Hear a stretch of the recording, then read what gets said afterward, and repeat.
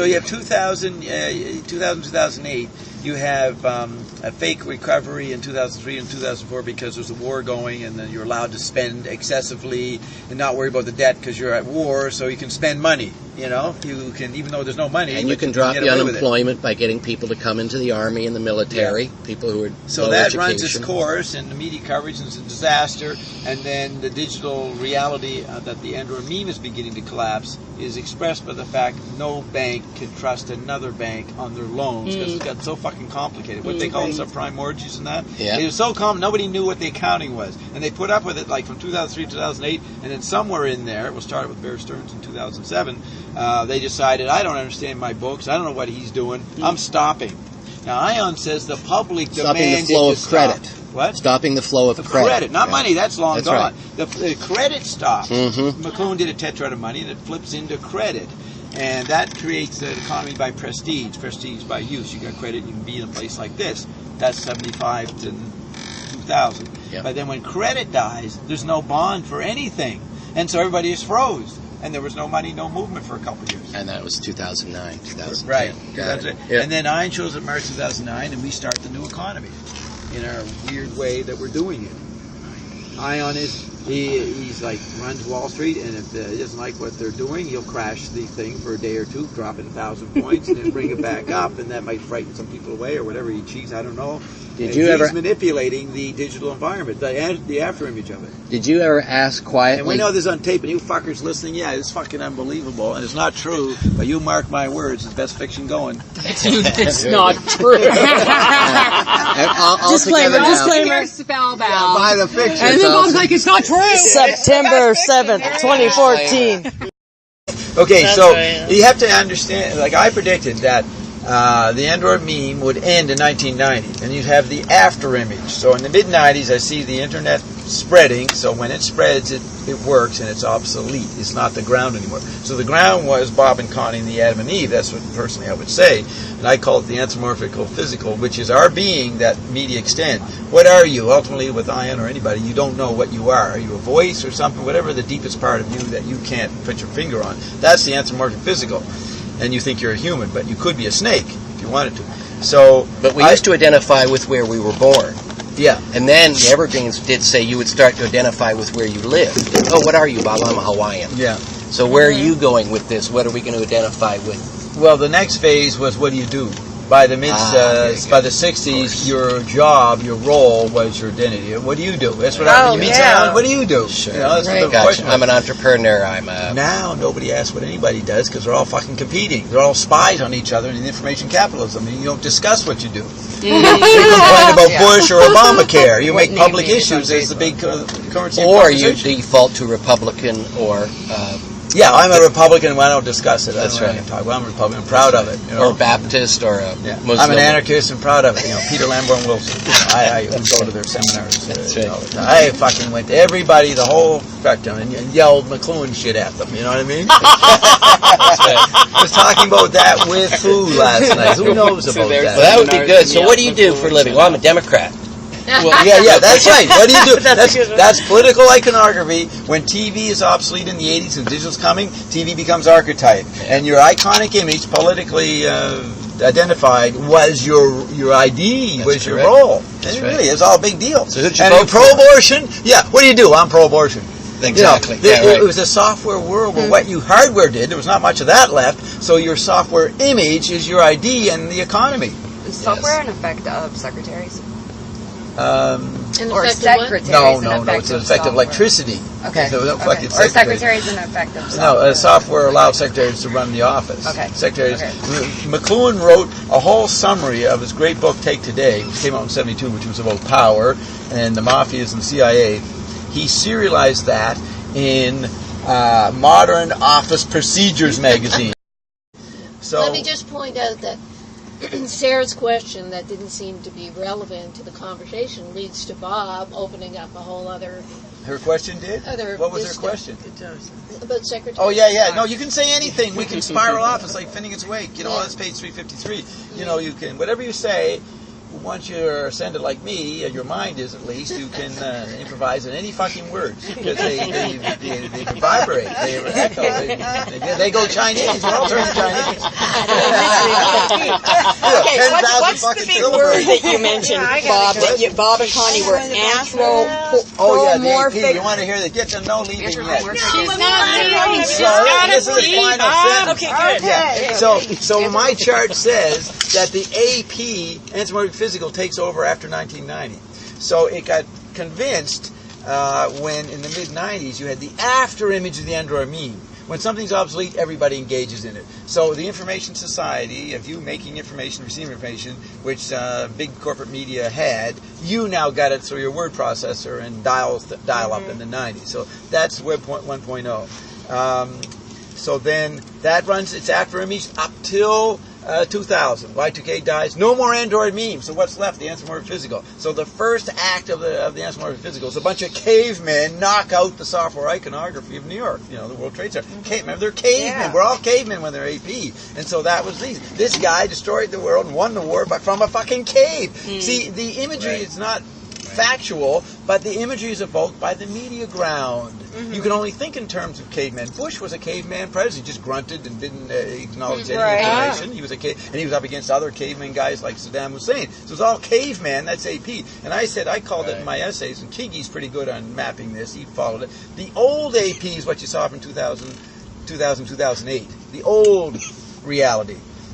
Me doing McLuhan and her doing Alternative Health. But when Ian showed up, the new AP took over. The new Anthropomorphic Physical, which is the mystery landscape and our five bodies merging. So that's what I predicted we were the Adam and Eve of. The new AP. So that's why we had to have a president nobody knows where he came from. That's right. The mystery landscape. That's an amazing prediction by me on the boardwalk in Venice in May 2008 after being Walter saying, I'm coming in 100 years, my imagery. I said to Will, the guy I censored the other day with his Jared Fialka fucking post, Will interviewed me on the Venice, and I said, we have a mystery president coming, and we don't know who he is. And I remember the day before the election, Charlie Rose, I saw a quote, he and some journalists saying, you know, we got this voting going on tomorrow, and I still don't know what Obama stands for. And so the journalists, that's iconographic generalization. Even Charlie Rose said that? They did not understand what he represented or anything. And then they have a president whose main scandal is we don't know where he's born. You know, the whole, the Fox News guys, you know, they would say, this fucking guy is obviously not American. You know, That's their big thing. Yeah, and he's from Kenya. Okay, you know that blooper I put on, Dupes, the little kid, I said the world's greatest philosopher? Apparently, little kid, apparently I was in the fucking whirly, and apparently I got sick. Everything is apparent. That's totally a kid living in virtual reality. Remember they didn't know what 911 was, it was a movie or not? They go, is this a movie, Dad, or what? So he goes, apparently, and he talks like Howard Cosell. Yeah, he's really cute. Oh yeah, the guy says the mother, or the journalist age mother, so what was it like on the thing, on the whirly world? And then he turns, he goes, it was great! And he has the Howard Cosell tone. And he goes on, apparently this, apparently that. And then he kept saying, this is the first time I've been on TV. It's my first live interview. And he was, 8 years old, maybe? Yeah, 7. And he had a sense of his historical destiny. He knew, he knew his biography was being added to by this. Aware of his biography. He said, this is the first time I've been on. 20 years later, I think that's the first time I was on TV. Live TV, he said. It is so fucking cute. But in the earlier part, I think the part right before it, it's all about bloopers. And they have this CNN debate. And someone saying something about Obama, another person, and the third person said, well, Obama was born in Kenya, blah, blah, blah, blah. And nobody argued with it. Like, he's not born in Kenya or something. No, don't say that. I mean, I'd say his father was or something. But this person, whoever she was, maybe Fox News, said as a fact, well, since he was born in Kenya, that means he's pro-socialist or something. But the blooper was that she said this, nobody objected to it. It's on the record. You look at it on that fucking thing, go before the kid and see the other bloopers on there. Do you remember when the Evergreens were talking about there will be a time when that you won't have to be an American citizen to become a president because they'll just want the best person for the job? I don't remember that particular part, but I remember they're saying the future, all the future's going to be is everybody is judged on their merit. So that's meritocracy. Now here's when I started talking to Evergreens about McLuhan stuff, and then McLuhan came forward, and this is what McLuhan / Evergreen said. that for 200 years the machines were bigger than humans. So if humans had to fit into machines, and they predicted this in the late 80s. This is before the internet. Original computers, massive, huge. Yeah. We had to fit into the Leviathan of the analog media. He says, what's coming? So when humans had to fit into machines, humans were fragmented, fitting into the machines. Now with the digital new world, it'll flip so that humans can hop from machine to machine, and the machines will be fragmented, and the humans will be bigger than the machines. Correct. Now McLuhan called that dehumanization in the mechanical Charles Dickens era, and in our time, it's superhumanization. So that's been the trend. That's where he predicted the general effect of Web 2.0, where you're king of all media, and you edit and slice and splice your. But people still think they're dehumanized. They still. That's what the Fox said. They still in Web 1.0 or even before Web. They still think they do not see the digital environment. They see the mechanical. And that's where Ion comes in and allows us to know that we are super. Our environment made you gods, and we're the astral plane, and we're going to update you. And if we don't take over the cloud, they will. And that's why I can dismiss all that he said for 2 years, updating you to the techno facts, because Einstein's got another agenda, so that you're not subject to the techno facts that made you a god by default. Yeah. See, that's interesting. Web 2.0 does allow you to be in multiple places at once, and then here's Ion comes along and said, "Oh no, there's 3 or 4 of you." That's right. Which reinforces. He stretches the definitions with the AP of the Anthropomorphic Physical. Anthropomorphic is that putting human characteristics on. Yeah. You think that everything is based on you, but if you start to have the ability to be a snake or a horse or another form, then what is your core form? It's not the human form. It can be if you choose it, but it's up and grabs what your core form was. And since we never had a beginning, we don't know which form was first, and there was no first, so all forms are equally candidate of a beginning. And that'd be why you could be a snake. So, and that's what they say in, Aboriginal, fourth world Aboriginal cultures, their gurus could do this. Sure. They could shift and shape-shifting, yeah.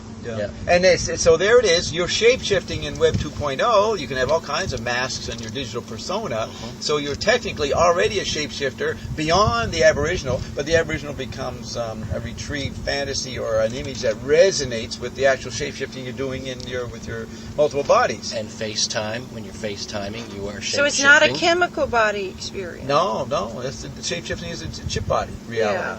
Right. And you can control it. Everything Ian said for 2 years before he left is updating you to, you don't know you're God. Your kids are God. They're living it. They don't have it defined. They still got to go to church and go to school. But they're actually living God realities, making their words are speaking. And so he can say, now, I'm going to communicate to the 1%ers because, okay, we've made you aware that the media is ahead of you and you got to catch up to the media life you're living, your 5 bodies. But now we're going to move you into the hexad, septad, and the octad, and the RNA, and the world of anomalies and spiritual alchemy, which is undescribable. But you just experience it by showing up on Payday or her show, or maybe even Ginny's show. And you hear Matthew Rose, flunky fucking 99% loser, got my time in the old days. He was on this week. I haven't heard of you. I want to hear that. Good job on him. These guys were all just irritating people in the old days. Matthew come up with his lousy phone and want to talk about the water coming up to 52nd Street, because he lived on 52nd Street. That's all he ever asked about. And is it coming? Is this the week when I get drowned, flooded out? But the day he did call in, which I did put on the show, and from rehab, which was so fucking hilarious. Now he's in rehab. No, remember the day he called in from the clinic. Rehab. He was driving the psychiatrist crazy. And we let him do Ion. And you let him do Ion. And he answered the question so great. I'm like, oh my God. He didn't know he was rehearsing 99% dogma. See, all the old Ionettes, they identify with one of those things. Now, you have to understand, why can Ion isolate it? Because he was just bringing you up to date to the techno-fact. As McLuhan said, the highest decibels of consciousness were happening in the 50s with the TV environment. And then it's even more so with the digital world. What did you mean by Ion can isolate it? Well, he could cancel everything he said for 2 years and say that's all 99%, because he was just telling you, catching you up to what Bob was describing his chart about the android mean. Okay, but we're not about the android mean. We're about the hexad, not pentad, septad, and octad. So